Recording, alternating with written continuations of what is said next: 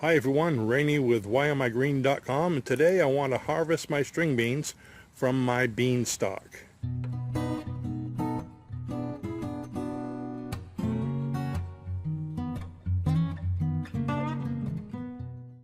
Why do I call it my beanstalk? Well, just to show you how this thing has grown. It went up to my deck, up to that frame, up, up, up. Usually there's clouds right around there.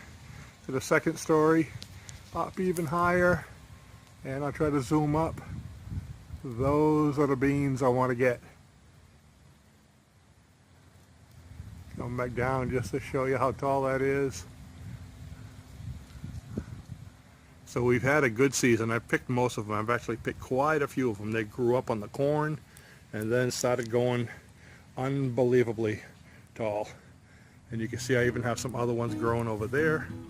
So they've been very nice.